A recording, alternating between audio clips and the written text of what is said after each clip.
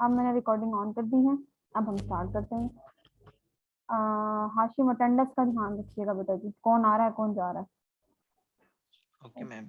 Okay अच्छा जी, first chapter जो हमने शुरू किया था, बुक मैंने आपको पीडीएफ में शेयर कर दी है ग्रुप में उनमें से काम की, ठीक है। और जब हमारा इंफॉर्मेशन टेक्नोलॉजी का लेक्चर होगा, उस लेक्चर से एक दिन पहले जो होगा वो मैं आपको वो भी बुक पीडीएफ में शेयर कर दूंगी, ठीक है। अभी नहीं की मैंने, वो भी कर दूंगी।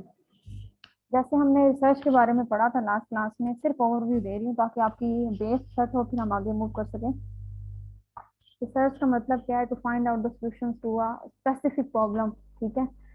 एक ही अगर वर्ड में हम इसको एक्सप्लेन करें जो हमने कहा था। और यहाँ पे हमने जो इसकी डेफिनेशंस पढ़ी थी, जो आपकी बुक में हमने सिकान ने रिकमेंड की थी कि somewhat intimating term for some or some is simply the process of finding solutions to a problem. Only just अगर आप कह दें to finding the solutions to a problem, ठीक है, for a particular solutions to a problem, तो हम इसको कहते हैं research. After a thoroughly study and analysis of the situational factors, जो भी फैक्टर्स इफेक्ट करते हैं उस दैट पार्टिकुलर सिचुएशन में। प्रॉब्लम आइडेंटिफाई हुई है कंपनी में, डिपार्टमेंटल में, या प्रोडक्शन डिपार्टमेंट में। प्रोडक्शन डिपार्टमेंट में हुई है, आप जनाब मूव करें फाइनेंस डिपार्टमेंट में ही नहीं। प्रोडक्शन डिपार्टमेंट की मिस्टेक है तो स्पेसिफिक फैक्टर जो सिचुएशनल फैक्टर्स उससे लिंक कर रहे हैं, फिर उसी के मुतालिक आप स्टडी करेंगे। फाइनेंशियल हुई है तो आप फिर फाइनेंशियल डिपार्टमेंट से रिलेटेड ही सारी चीजें स्टडी करेंगे, जहाँ से आपके चांसेस होंगे कि ये प्रॉब्लम रेज हुआ है। तो रिसर्च है क्या? किसी भी स्पेसिफिक सिचुएशन के बारे में स्टडी करना, उस प्रॉब्लम को सॉल्व करना by the using of situational factors, इसको हम कहते हैं रिसर्च। अब इसको जब बिजनेस रिसर्च के फॉर्म में ले जाते हैं, तो स्पेसिफिक अगर विद इन द ऑर्गेनाइजेशन बात की जाए, विद इन द ऑर्गेनाइजेशन जो प्रॉब्लम है उसको एड्रेस करते हुए उसका सोल्यूशन प्रोवाइड किया जाए, तो हम कहते हैं बिजनेस रिसर्च। ऊपर जो हमने रिसर्च पढ़ी वो ओवरऑल सब एरियाज को कवर करती है, whether is in biology field में है, अदर फील्ड में है, जितनी भी फील्ड हैं हमारी, चाहे वो आईटी इंफॉर्मेशन की, क्योंकि आईटी का सब्जेक्ट आप पढ़ रहे हैं ना, उसमें भी आएगी। अब वो सब्जेक्ट आपके इसमें ऐड करने का मकसद यही था कि जब ये सब्जेक्ट आप पढ़े ना, साथ वो पढ़े, तो आपको पता है, क्योंकि जब एनालिसिस आपने करने हैं वो सॉफ्टवेयर के थ्रू करने हैं, ठीक है। जो आपने बिजनेस ऑनलाइन करने होते हैं वो सब इंटरनेट के थ्रू करने होते हैं। आपको नाउ हाउ हो उसकी, क्योंकि आगे जो एडवांस जितने भी एमबीए या बीबीए लेवल के प्रोजेक्ट चल रहे हैं वो ऑनलाइन ही चल रहे हैं। तो इस वजह से वो एक सब्जेक्ट पिछले 2 सेमेस्टर्स में ऐड नहीं था। सीनियर से पूछेंगे ना आप, आपका एक बैच निकला है, उसमें उन्होंने ये सब्जेक्ट नहीं पढ़ा होगा, आपने पढ़ा है। ये अभी अभी लेटेस्टली 2 साल पहले उन्होंने अपडेट किया है, उनके सेमेस्टर्स में उन्होंने जब पढ़ा था ये सब्जेक्ट ऐड नहीं था। तो ये देखा जाए तो पॉजिटिव पॉइंट है आप लोगों के लिए, अगर आप इसको लेके चलेंगे तो। बिजनेस सच है क्या? Can be described as a systematic and organised effort. Systematic एक rules and regulation, set rules and regulations के साथ जो कि एक ऑर्गेनाइजेशन सेट करती है स्पेसिफिक प्रॉब्लम को सॉल्व करने के लिए, उसको हम लोग कहते हैं बिजनेस रिसर्च, ठीक है। फिर हमने बात की थी बिजनेस रिसर्च की अदर डेफिनेशंस जो कि बुक के अंदर गिवन है। वो थी कि ये ऑर्गेनाइज और सिस्टमैटिक तो होना चाहिए, लेकिन डेटाबेस क्रिटिकल ऑब्जेक्टिव, मतलब क्रिटिकली इवेल्युएट करना है बारीक पॉइंट की, कहाँ से हम इसको सॉल्व कर सकते हैं। साइंटिफिकली इंक्वायरी का मतलब है, साइंटिफिकली का मतलब यही है कि जब साइंटिफिक इंक्वायरी का मतलब होता है कि जब एक सिचुएशन को आप सॉल्व करें तो जो उसके रिजल्ट जनरेट हुए हैं तो दूसरी दफा भी करें तो वही जनरेट हो, दोनों में वेरिएशन ना हो। चांसेस ऑफ सोल्यूशन जो है वो जितनी दफा मर्जी टेस्ट किया जाए वो सेम है। ये नहीं एक दफा किया तो पता चला कि 50% एग्री है 50% नॉन एग्री है, जबकि बिजनेस के फील्ड में ऐसा होता है। नेक्स्ट टाइम किया 50% स्टूडेंट्स 50% एम्प्लॉयज एग्री थे, और सॉरी 40% एग्री थे 60% नहीं थे। थर्ड टाइम किया 10% एग्री थे 90% नहीं थे। नहीं, जितनी दफा मर्जी करो इंक्वायरी, जितनी दफा मर्जी इन्वेस्टिगेशन करो, रिजल्ट सेम आनी चाहिए, ठीक है। माइनर सा साइलेंस सा डिफरेंस तो आ ही जाता है, ठीक है, लेकिन इस तरह का ना हो। वो मेडिकल के फील्ड में बार दफा होता है। एक दफा मेडिसिन को बनाने के बाद टेस्ट किया, जो पेशेंट था वो रिकवर कर गया, सेकंड टाइम किया उसकी डेथ हो गई, तो डेथ के पीछे अदर फैक्टर्स भी तो हो सकते हैं ना, खाली वही मेडिसिन तो नहीं हो सकती, तो उसकी फिर जस्टिफिकेशन देनी पड़ती है। तो बिजनेस रिसर्च में भी कुछ ऐसा ही है कि इस तरह से हो तो फर्स्ट टाइम अगर ये है तो उस टाइम ये कंडीशन थी, सेकंड, तो ये जस्टिफिकेशन देना ही बेसिकली रिसर्च है कि आपकी रिसर्च क्या कहती है। आपने क्या दूसरों को फॉलो करते हुए कहा कि बाकी यस कह रहे हैं हम यस कह रहे हैं, या आपने अपनी को डिबेट ओपन किया, उस पर रिसर्च करके उसको एक फाइनल कंक्लूजन दिया। जहां पे लगे मैं तेज बोल रही हूँ, जहां पे लगे समझ नहीं आ रही है, आपने फौरन से मुझसे पूछ लेना है, ठीक है। अगेन वो ये पर्पस क्या है, finding the solutions to a problem. कुछ रिसर्च एरिया जो कॉमनली जिस पे रिसर्च की जाती है इन बिजनेस फील्ड, ठीक है, बाकी फील्ड की बात नहीं, अब हमने इसको जनरलाइज से स्पेसिफिक कर रहे हैं इन ओवर फील्ड, बिजनेस के फील्ड में। पहले रिसर्च की बात की, फिर बिजनेस रिसर्च की बात की, अब उसको समराइज कर रहे हैं कि बिजनेस के फील्ड में तो ये है। अब कौन कौन से एरियाज हैं जिनमें हम रिसर्च कर सकते हैं, जिसमें बहुत ज्यादा रिसर्च डिबेट्स हो रही है। ऑर्गेनाइजेशन की बात करें, ऑर्गेनाइजेशन के अंदर की बात करें, कौन कौन से इश्यूज हैं, उसको किस किस तरह से एड्रेस किया जाता है, उस पर रिसर्च की जा सकती है। तो वो ये 3 मेजर बन रहे हैं, ठीक है। एम्प्लॉयज का बिहेवियर क्या है, एम्प्लॉयज का बिहेवियर इफेक्ट करता है फर्म की परफॉर्मेंस को। एम्प्लॉयज का बिहेवियर अच्छा होगा, बिहेवियर अच्छा होने से क्या मुराद है, आप अच्छे तरीके से बात कर रहे हैं, आप अच्छे तरीके से बात सुन रहे हैं, नहीं, आपका बिहेवियर शो करता है आपके अटेंडेंस के साथ, आपकी वर्क के साथ कितनी आप लॉयल हैं, वो चीजें शो करती हैं, ठीक है। लॉयलिटी आपकी शो करती है कि आपका बिहेवियर किस तरह है ऑर्गेनाइजेशन के साथ ना। आपकी टर्नओवर रेशो, ठीक है, एब्सेंटिज्म या टर्नओवर रेशो जो है वो कितनी अच्छी है। तो अगर ये चीजें अच्छी हैं तो फर्म की परफॉर्मेंस ऑब्वियसली अच्छी होगी, ठीक है। अब कुछ लोग कहते हैं कि नहीं, एम्प्लॉयज का बिहेवियर अगर जो है इफेक्ट तो करता है, कुछ कहते हैं पॉजिटिवली इफेक्ट करता है, बिहेवियर अच्छा है तो परफॉर्मेंस अच्छी है। लेकिन एक साइंटिस्ट इस तरह से, कुछ साइंटिस्ट हैं उस चीज को चैलेंज करते हैं, जरूरी नहीं एम्प्लॉयज का बिहेवियर, इसके अलावा भी कुछ अदर फैक्टर्स हैं जो कि इफेक्ट करते हैं फर्म परफॉर्मेंस पे, और बाज दफा एम्प्लॉयज बिहेवियर नेगेटिवली इफेक्ट करता है फर्म परफॉर्मेंस पे। उसने एक स्टेटमेंट दी, उसको जस्टिफाई कर दिया। इस तरह एम्प्लॉयज के जो एटीट्यूड हैं वो job satisfaction, loyalty and organisation commitment को इफेक्ट करते हैं। इसी तरह सुपरवाइजरी परफॉर्मेंस की बात की कि जितना अच्छा सुपरवाइजर होगा, उसमें लीडरशिप स्टाइल होगा, तो उतनी ही ज्यादा फर्म की परफॉर्मेंस में इजाफा होगा, ठीक है। अप्रेजल उसका सिस्टम जो है, परफॉर्मेंस अप्रेजल सिस्टम जो हायरिंग फायरिंग का सिस्टम है, उसमें बेहतरी आएगी। कुछ ने कहा एग्री, कुछ ने कहा डिसएग्री, वो एक डिबेट, न्यू डिबेट ओपन है, उस पर रिसर्च शुरू हो गई। अब आपने ये तो एक जनरलाइज व्यू है, आप जब आर्टिकल पढ़ेंगे और आर्टिकल पढ़ के अपनी स्टडी के अकॉर्डिंग गैप आइडेंटिफाई करेंगे कि एक आर्टिकल पढ़ने के बाद आप नहीं कर पाएंगे, उसके लिए आपको ह्यूज अमाउंट में लिटरेचर चाहिए होता है, ठीक है। कि ये तो एक पर्सन ने कहा ना, इससे पहले वाले लोगों ने क्या बात की इसके बारे में, आप मजीद चीजें डाउनलोड करेंगे, मजीद पढ़ना शुरू होंगे। मैंने जैसे कहा था, एक पॉइंट पकड़ लें, किसी एक पर्सन को पकड़ लें, और पकड़ने के बाद आप कहीं ये पर्सन नेगेटिव है, ये बंदा नेगेटिव है, और तो यकीन जाने आप जितनी भी खूबियां उसमें देखें, आप उस खूबी को भी नेगेटिव में कन्वर्ट करके सामने प्रेजेंट करने के लिए तैयार हो जाएंगे। पीछे किसी चीज के पीछे लग जाए ना आप, कि हमने ये चीज निकालनी है इसमें से, तो चाहे उसमें वो पॉजिटिव पॉइंट भी होगा, आपको नेगेटिव ही नजर आएगा। यही काम रिसर्च में होता है। किसी एक की वेरिएबल को पकड़ लें, उसकी डेप्थ चले जाए, रिसर्च गैप ढूंढना, रिसर्च एरिया आइडेंटिफाई करना, सिग्निफिकेंस ऑफ द रिसर्च मालूम करना, उसके बारे में डिबेट करना, इम्पॉसिबल। आप कहें कि इम्पॉसिबल है, तो वो हर चीज पॉसिबल हो जाती है जब आप एक चीज पे फुली कंसंट्रेशन में फोकस कर लेते हैं, ठीक है। My main area of research in MPhil जो था वो गैम्बलिंग पे था, बट आजकल जो मैं एक रिसर्च पेपर लिख रही हूँ वो है stock price crash risk. Stock price crash क्यों होता है, इसके पीछे क्या फैक्टर है, कितने लोगों ने स्टडी की, किस किस चीज के साथ लिंक करके स्टडी की। तो वो जब सारा का सारा लिटरेचर मैंने पढ़ लिया, पढ़ने के बाद मैंने देखा इन एरिया से तो स्टडी हुई है, बट ये एरिया का भी मिसिंग है, तो उस पर क्यों ना की जाए। फिर एक नई डिबेट ओपन करते हुए उस पर रिसर्च फर्दर स्टार्ट की। तो आपने बेसिकली इसी तरह करना है, अपने रिसर्च प्रपोजल बनाना है। कोई हाई लेवल का एक्सपेक्ट नहीं करूंगी मैं आपसे, लेकिन इतना जरूर करूंगी कि आप उसको समझेंगे, पेपर को पढ़ेंगे, उसको समझेंगे, और समझने के बाद आप कम से कम नाउ हाउ आपको हो जाए कि रिसर्च पेपर लिखा किस तरह से जाता है, एक प्रपोजल बनाया किस तरह से जाता है। आप इस लेवल तक सिर्फ रेप्लिकेट करके मुझे दे दें। रेप्लिकेट मतलब एक सेम स्टडी चाइना ने की है अपनी कंट्री के अकॉर्डिंग, आप उनकी सेम वेरिएबल सेम स्टडी को इम्प्लीमेंट कर दें पाकिस्तान के प्रोस्पेक्टिव में। ये भी रिसर्च कैप है, ठीक है। एक होता है टोटली न्यू चीज लेकर ना, हम पीएचडी लेवल पे करते हैं, मास्टर्स लेवल पे है, एमफिल लेवल पे भी ये चीज होती है। मास्टर लेवल पे मैं आपको बहुत एक नई हाई आपसे रिक्वायर्ड करी, एक पेपर पकड़ेंगे हम लोग लेटेस्ट, हर बच्चा, ये ग्रुप में बना दूंगी एक असाइनमेंट, 3 दिन बच्चों का ग्रुप बना देंगे हम। तो वो पकड़ने के बाद वो पेपर पढ़ेगा हर बच्चा, पढ़ के मुझे समझाएगा तो उस पेपर में है क्या, उससे एक रिसर्च प्रपोजल बनाएगा जो हम चीजें पढ़ेंगे, और पढ़ने के बाद जब वो रिसर्च प्रपोजल बन जाएगा, फिर आपको मैं उसमें से राइट अप करना बताऊंगी, इंट्रोडक्शन किस तरह से लिखते हैं, लिटरेचर रिव्यू किस तरह से लिखते हैं, गैप आइडेंटिफाई ऐसे आप इन डेप्थ में नहीं करेंगे, बस उस स्टडी को चाइना प्रोस्पेक्टिव से पाकिस्तान प्रोस्पेक्टिव में देखेंगे कि चाइना में अगर उसके ये रिजल्ट है तो पाकिस्तान में क्या होंगे, वो डेवलप कंट्री है, डेवलपिंग कंट्रीज में क्या रिसर्च है उसकी, ठीक है। इनिशियल स्टेज पे आप यही कर लें, यही काफी है आपके लिए। उसके बाद आप बात करेंगे टाइप्स ऑफ बिजनेस सर्च की, जहाँ से हम लोग स्टडी कर रहे थे बेसिक। इस पे आपने बेसिक फोकस करना है, ये इनिशियल स्टेप है जो रिसर्च करने से पहले आपको पता होना चाहिए। Basic research and applied research. Basic research है क्या?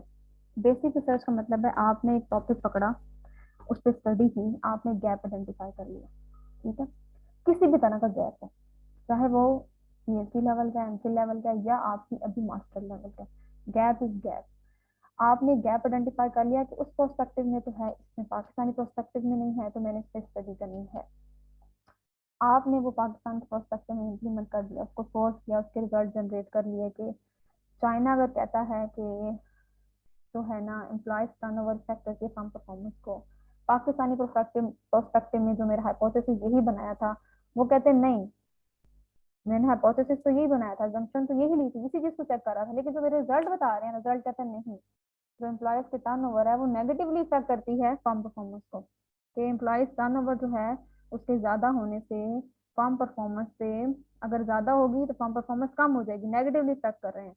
चाइना के प्रोस्पेक्टिव में टर्नओवर ज्यादा होगी, एम्प्लॉयज ज्यादा जो है मोटिवेटेड होगा आफ्टर समर, मतलब जैसे सैटरडे संडे के ब्रेक के बाद एक बंदा माइंड फ्रेश माइंड के साथ आता है, मंडे को वर्क करता है। इसी तरह से जब टर्नओवर वीक में 3 डेज आना और 3 डेज जाना होगा, 1 डे आना, 1 डे आप वर्किंग है, 1 डे आपका ऑफ है, 1 डे आप वर्किंग में आ रहे हैं, इस तरह से वेडनेसडे आपका ऑफ है, थर्सडे को वर्किंग पे आ रहे हैं, तो इस तरह से माइंड फ्रेश होता है, जो एम्प्लॉय है वो ज्यादा एफिशिएंटली काम करता है as compare to whole week. तो उन्होंने अपनी जस्टिफिकेशन दे दी, हम लोग अपनी जस्टिफिकेशन देंगे नहीं, अगर इस तरह से होगा तो वर्किंग आवर का हर्ज होगा, कंपनी की जो टाइम ड्यूरेशन है, अगर जो एम्प्लॉयज है वो पंचुअल नहीं होगा तो जो कंपनी की परफॉर्मेंस है वो उस पर नेगेटिवली इफेक्ट करेगा, ठीक है। डेली बेसिस पे एक बंदा काम करता है वो एक्टिव रहता है, जो 1 वीक के बाद करता है वो सुस्त हो जाता है, इस तरह की हमने कुछ जस्टिफिकेशन देनी है लेटेस्ट को पढ़ते हुए कि कुछ पर्सन ने क्या कहता है इसके बारे में, तो हम अपने को सपोर्ट कर देंगे, एक रिजल्ट जनरेट कर दिया, ये आपने बेसिक रिसर्च कर दी, ठीक है। अब जैसे आपने कर दी, करने के बाद आपकी पब्लिश हो गई, कोर्स तक पूरा हो गया, दैट्स ऑल। अब जब तक हम उसको इम्प्लीमेंट नहीं करेंगे, अब कोई कंपनी है उसने कहा कि मेरी मेरी कंपनी में इशू आ रहा है, इसको मैं रिजॉल्व कैसे करूँ, क्या मैं किसी एक्सटर्नल कंसल्टेंट को हायर करूँ जो इस मसले को हल करे, या मैं इसको खुद से करने की कोशिश करूँ, ठीक है। एफिशिएंट मैनेजमेंट वही होती है जो शेयर्स ऑफ रिसोर्सेज पे फोकस करती है, टू मिनिमाइज कंपनी रिसोर्सेज और मैक्सिमाइज देयर आउटपुट। वो इस चीज से बचने के लिए सर्च करेंगे, ऑनलाइन पेपर सर्च करेंगे, उनको एक ये स्टडी जो आपने की होगी ये वाली मिल गई, ठीक है। यही मसला उनकी ऑर्गेनाइजेशन का था, वो पढ़ेंगे, उनको पॉइंट्स मिलेंगे कि बिल्कुल बिल्कुल ठीक लिखा हुआ, यही मेरी से, वो उसको जब इम्प्लीमेंट करेगा ना अपनी ऑर्गेनाइजेशन के ऊपर, तो that is your applied research, उसने अप्लाई कर दिया आपके रिसर्च को। फार्मूला एक बना, केमिकल फार्मूला किसी भी मेडिसिन के लिए, ठीक है, उसके पीछे ढेरों ढेर स्टडी थी, जैसे मैंने आपको चूहों की एग्जांपल दी थी, मेरी पीवीएस की क्लास का जो कर रही है। अब उसके बाद उसने एक रिजल्ट कंक्लूड कर लिया, एक केमिकल इंट्रोड्यूस करवा दिया, ठीक है। अब वो केमिकल जब तक यूटिलाइज नहीं होता है इंटरनेशनल लेवल पर, या उसको एक्सेप्टेंस नहीं मिलती, वो अप्लाई नहीं हो सकता, ठीक है। अगर वो हो गया, उसको मेडिसिन में यूज कर लिया गया, that is your applied research. Basic and applied research में किसी को क्लियर ना हुआ हो तो मुझसे अभी पूछो, उसके बाद मैं इसकी डेफिनेशन पढ़ने की तरफ आती हूँ। जी बेटा जी, कोशिश मैंने पूरी की है, आपके लेवल पे जाके तुझे तोड़ तोड़ के समझाओ। जी, एनीवन सो गए हुए हैं? कोई प्रॉब्लम नहीं है मैम। ओके, अब मैं इसके अगर डेफिनेशन पढ़ूं तो research done chiefly to make a contribution to the existing knowledge। Existing China के पर्सपेक्टिव में ये था, हमने एक नई डिबेट ओपन करके एग्जिस्टिंग पहले वाला जो मौजूद नॉलेज था उसको एक्सपेंड कर दिया, कंट्रीब्यूट कर दिया, उस नॉलेज को जब इंप्लीमेंट प्रैक्टिकली करेंगे तो वो अप्लाइड हो जाएगा कंपनी में। Research done with the intention of applying the result of finding to solve specific problem, वो जो रिजल्ट कंक्लूड की हैं उसको प्रॉब्लम को सॉल्व करने के लिए अप्लाई कर दिया, तो वो क्या होगा, अप्लाइड रिसर्च। उसके बाद हम लोग आगे मूव करते हैं, मैनेजर एंड रिसर्च, ठीक है। किसी भी ऑर्गेनाइजेशन का एक जो मैनेजर होता है ना, अगर वो देखा जाए वो कॉन्स्टेंटली बिजी होता है to solve the problem of that organisation. अब अगर इट मीन्स कि वो डेली बेसिस पे बिजी होता है इन रिसर्च वर्क में, ठीक है, लेकिन उसको अल्टीमेटली पता नहीं होता वो सर्च कर रहा है, वो तो बेसिकली इन्वेस्टिगेट कर रहा था ना प्रॉब्लम को, प्रॉब्लम आइडेंटिफाई हो गई। नेक्स्ट प्रोसेस उसका क्या होता है, इस प्रॉब्लम को सोल्व करना। वो अपने बेस पे भी प्रॉब्लम को सोल्व करने की कोशिश करता है, जिस तरह से मैंने आर्टिकल के एग्जांपल पब्लिश हो गया, ऑलरेडी पब्लिश के थ्रू भी कर सकता है, किसी इंटरनल या एक्सटर्नल कंसल्टेंट को हायर करके भी कर सकता है, ठीक है। बट जो बेसिक आइडिया है मैनेजर का, जो बेसिक पर्पज मैनेजर का, वो यही है, how to solve the problem, ठीक है।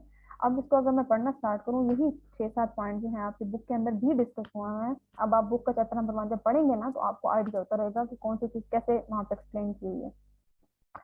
Managers with knowledge of research have an advantage over those without knowledgeable about research, and research method help professional managers too. कहते हैं कि मैनेजर जिसके पास रिसर्च का नॉलेज है और वो मैनेजर जिसके पास रिसर्च का नॉलेज नहीं है, दोनों में ह्यूज गैप है, ठीक है। जिसके पास तो नॉलेज होगा स्केर्स ऑफ रिसोर्सेज के बारे में, उसको पता होगा किस तरह से how to manage resources of organisation and maximise wealth. But जिसके पास नॉलेज नहीं होगा, नाउ हाउ नहीं होगी, वो एक्सटर्नल को हायर करेगा, ठीक है, कुछ अदर एम्प्लॉयज को इन्वॉल्व करेगा, एम्प्लॉयज की जो सिक्योरिटी इश्यूज हैं वो उसको डैमेज करेंगे, कॉस्ट जो है एक्सटर्नल को हायर करने की, वो उससे रिसोर्सेज का मैक्सिमाइज यूटिलाइजेशन नहीं होगा, मिनिमाइज यूटिलाइजेशन होगा।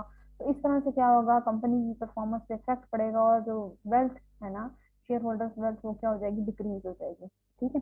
कंपनी के प्रोस्पेक्टिव में तो एक ही बेनिफिट है ना हमारा, कि शेयर होल्डर की वेल्थ को कैसे मैक्सिमाइज किया जाए। तो मैनेजर जो पूरा होल द ईयर इसी चीज में मसरूफ होता है कि how we can identify the problem and solve it, ठीक है।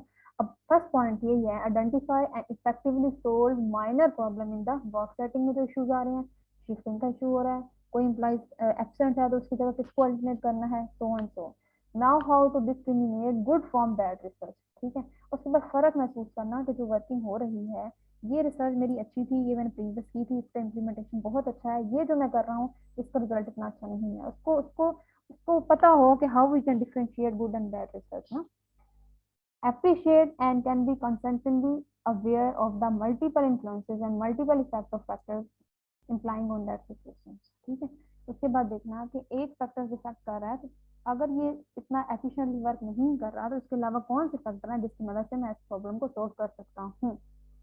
Take calculated risk in decision making, knowing full well the probability associated with the different possible outcome, ठीक है। उसके बाद जब आपने इस प्रॉब्लम को सॉल्व करना है, आपने जो मेजर फैक्टर देखना है, आपने देखना है इसमें रिस्क कितना इन्वॉल्व है, ठीक है। डिसीजन लेना on the basis of their risk, क्या मैं ये डिसीजन ले रहा हूँ तो उसमें रिस्क ज्यादा तो रिटर्न कम हो जाएगा, वेल्थ मैक्सिमाइजेशन कम हो जाएगी। तो इस तरह के भी डिसीजन लेने पड़ते हैं मैनेजर्स को।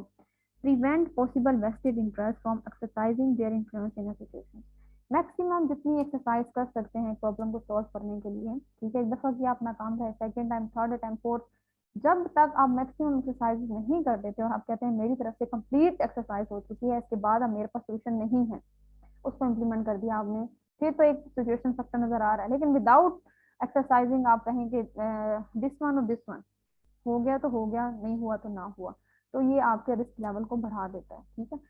उसके बाद related to high researchers and consultant more effectively, अगर उसको लगता है कि उसके पास एक स्पेसिफिक प्रॉब्लम अगर हो गई है, उसके पास उसके बारे में नॉलेज नहीं है, he is unable to solve this problem, तो वो बाहर से किसी रिसर्चर्स को या कंसल्टेंट को हायर कर लेंगे जो efficiently deal with that specific problem. उसके बाद है combine experience with scientific knowledge while making decision, ठीक है। उसके बाद डिफरेंट जो कंसल्टेंट और रिसर्चर हैं, ये जो अपना आइडिया ऑर्गेनाइजेशन से रिलेटेड है, उनको मर्ज करेंगे, और फिर उसके बाद देखेंगे कि फाइनल जो उसका माइंड सेट करेगा अकॉर्डिंग टू ऑर्गेनाइजेशन। एक रिसर्चर जो है वो तो रिसर्च करके दे देगा आपको कंसल्टेंट बाहर का, बट वो लॉयल नहीं होगा आपके ऑर्गेनाइजेशन के। मैनेजर जो है वो लॉयल होगा ऑर्गेनाइजेशन के साथ, तो फिर वो फाइनल डिसीजन लेगा कि विच मैम आपकी आवाज थोड़ी सी आहिस्ता आ रही है। विच वन इज बेटर, ठीक है। वो फिर उसके बाद डिसाइड करेगा कि विच वन इज बेटर। अब देखिए आवाज सही आ रही है, अब सही आ हाँ रही है, मुझे कम आ रही है आवाज थोड़ी, हाँ जी अब सही आ रही है। अब सही आ रही है, चले। हेडफोन का इशू होगा। अच्छा, the manager and the consultant researcher, manager often need to engage a consultant to study some of more complex time consuming problem that they encounter।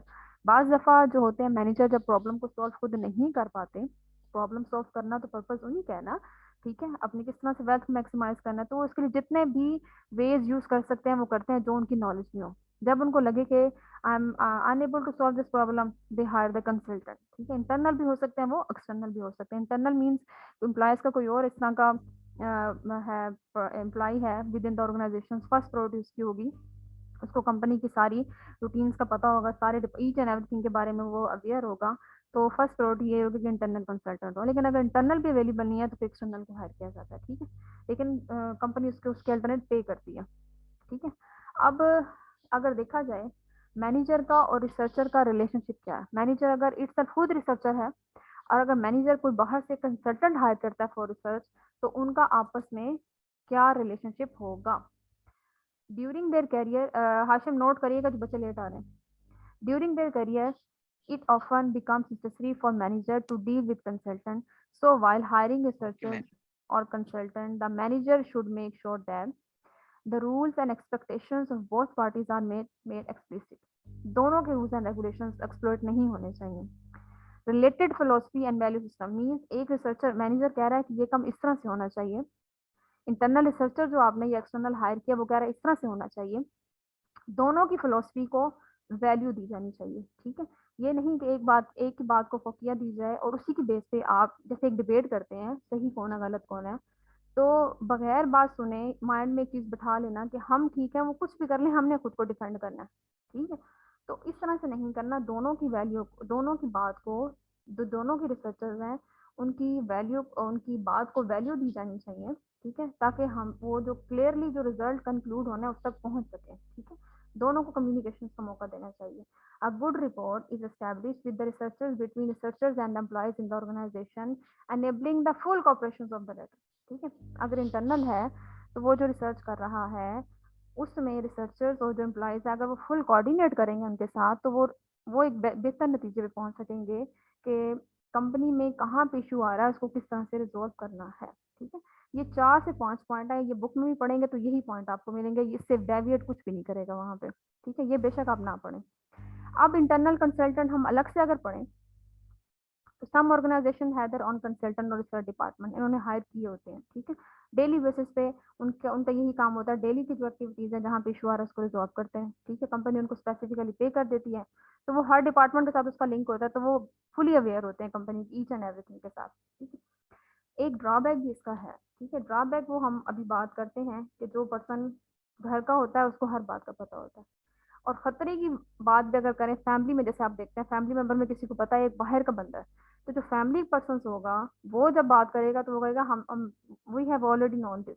ठीक है, वो एक टोंट की फॉर्म में आपको कर रहा होगा, तो बाज दफा वो आपके बेनिफिट्स में चला जाता है, बाज दफा आपको नुकसान देता है। जबकि आउटसाइडर होगा उसका काम है अपना काम करना और साइड पे हो जाना, वो इन्वॉल्वमेंट इतनी ज्यादा नहीं लेता, उसका पर्पज सिर्फ और सिर्फ अपनी सैलरी लेके इसको सॉल्व करके साइड पे हो जाना।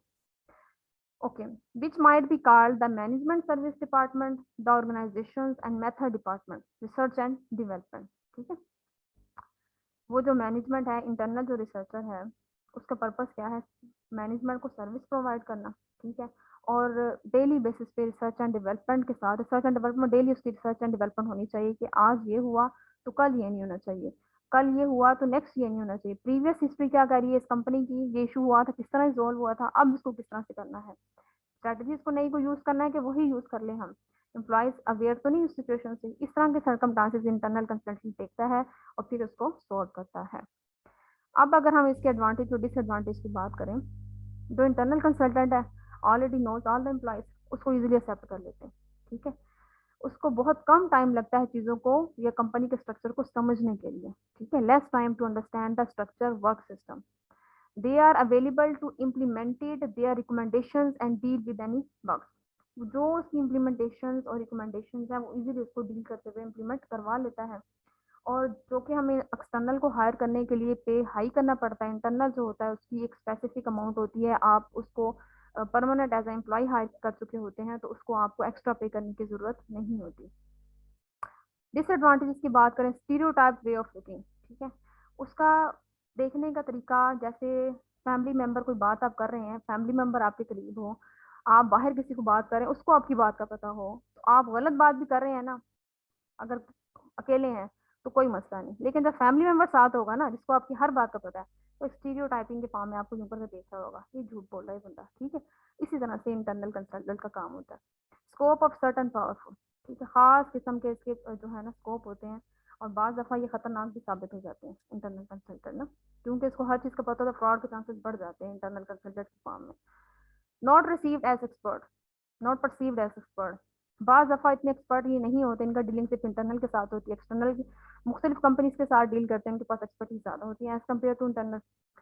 Basis of the internal research team, ठीक है, तो देखा जाए तो जितनी भी रिसर्च टीम है, इंटरनल हो एक्सटर्नल हो मैनेजर है, उसकी बेस इस डिपार्टमेंट से बनती है, रिसर्च एंड डेवलपमेंट, जिसके बारे में ऊपर जिक्र कर दिया जाए। अब इसको अपोजिट कर लें, एक्सटर्नल की बात करें, जो इसके डिसएडवांटेजेस होंगे वो उसके एडवांटेजेस बन जाएंगे, जो उसके एडवांटेजेस हैं वो उसके डिसएडवांटेजेस बन जाएंगे। एक्सटर्नल की बात करें, वही बात है, जब उन्होंने ऊपर बात की एक्सपर्टीज कम होती है, इसके पास वाइड रेंज ऑफ एक्सपीरियंस होता है, नॉलेज कम होता है, इसके पास नॉलेज ज़्यादा होता है।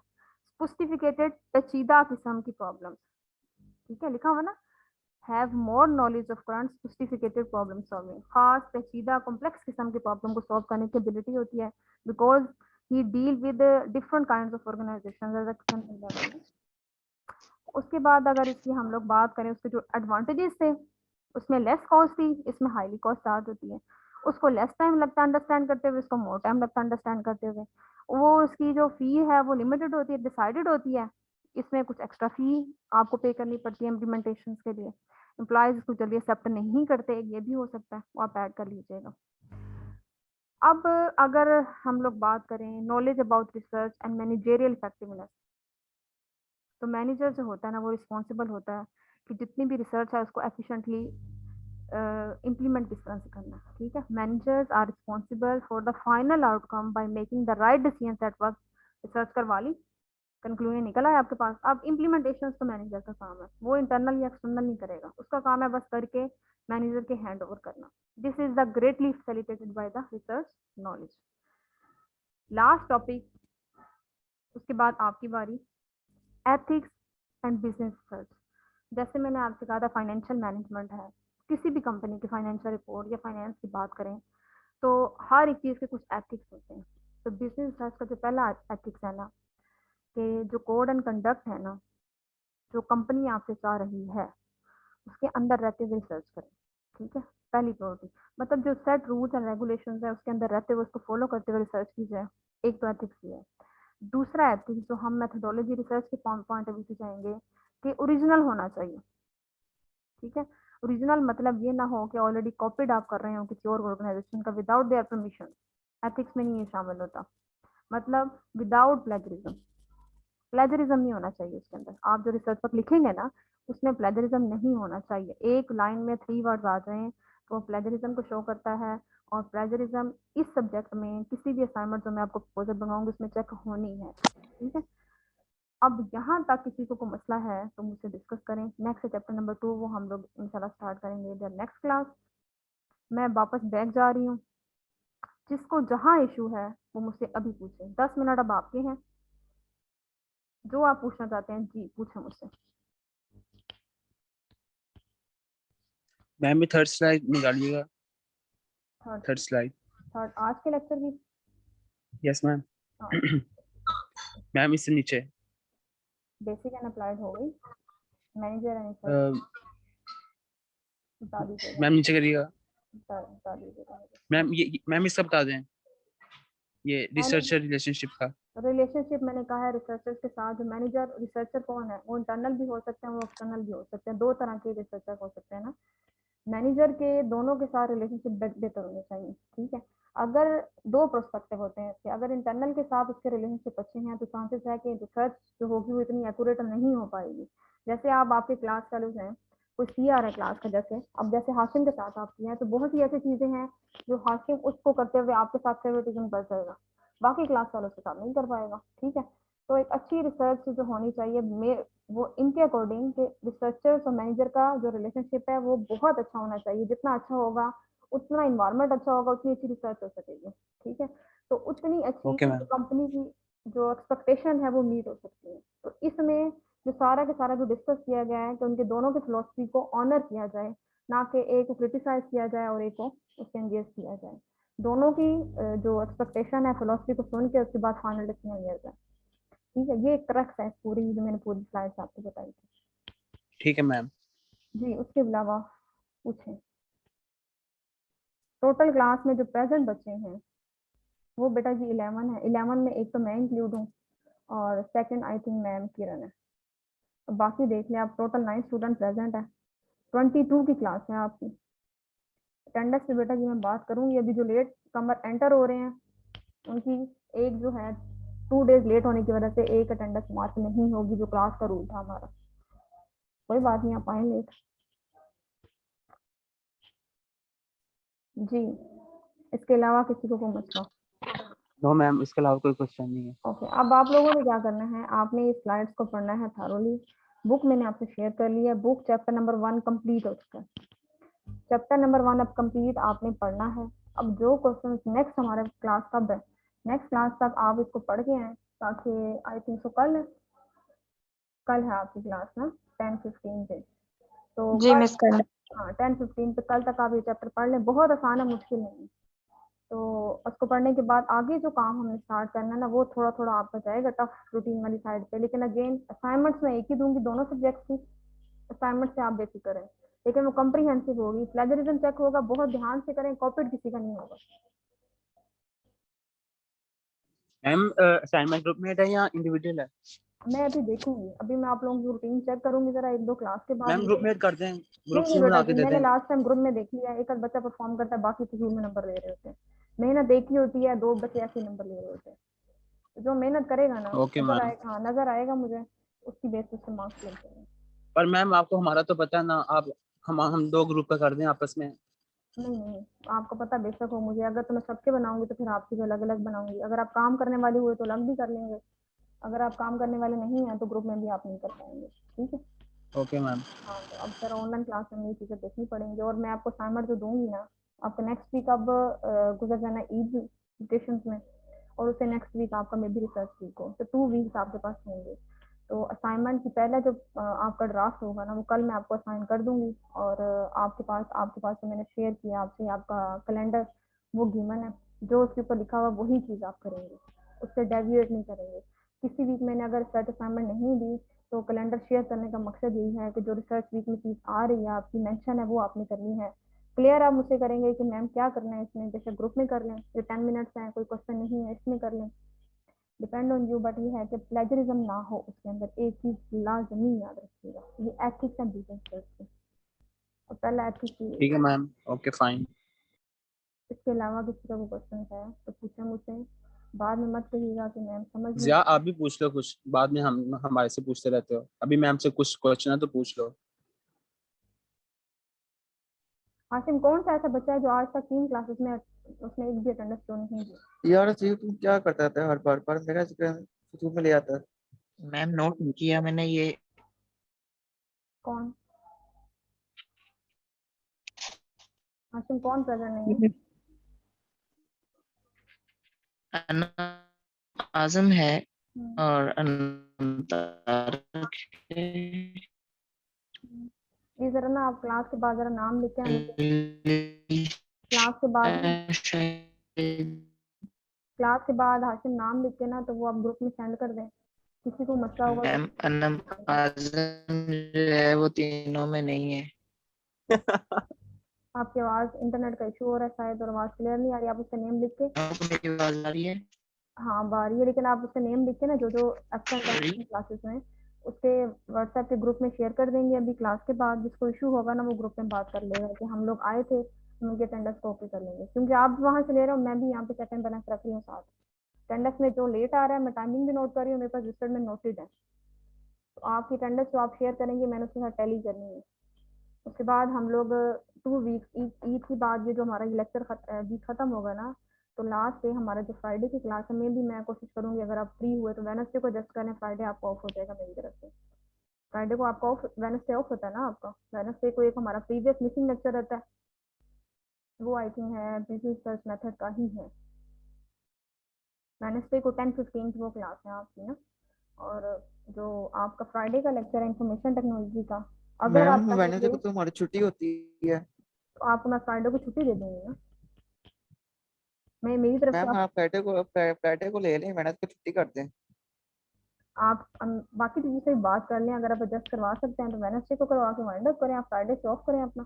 नेक्स्ट वीक तो हमारा पूरा ऑलरेडी वेकेशन के अंदर ऑफ है, नेक्स्ट पूरा वीक हमारा वेकेशन में ही जाएगा, गवर्नमेंट की तरफ से अनाउंस हो चुका है, तो फ्राइडे भी इंक्लूड कर लें, मुझे कोई इशू नहीं, फ्राइडे को पढ़ना चाहते हैं फ्राइडे को पढ़ लें, मैं तो आप लोगों का फ़ायदा सोचती थी, मुझे इसमें कोई फ़ायदा नहीं है, मैंने एक लेक्चर वो भी पढ़ाना है तो आपको भी पढ़ा दूँगी,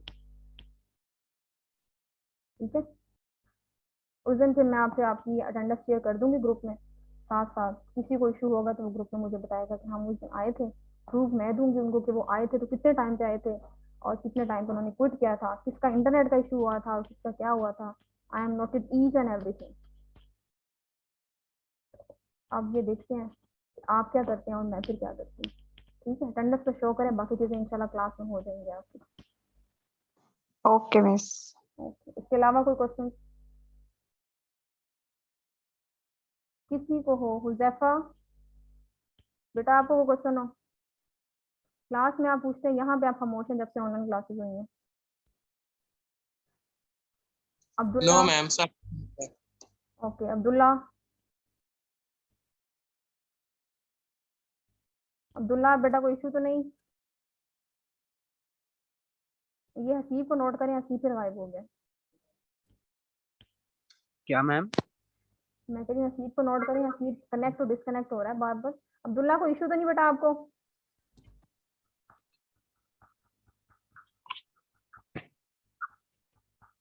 तो चलें, इसका मतलब वक्त वक्त अटेंडेंस लेते रहनी चाहिए आपकी, आप कनेक्ट करके डिस्कनेक्ट हो जाते हैं, ठीक है।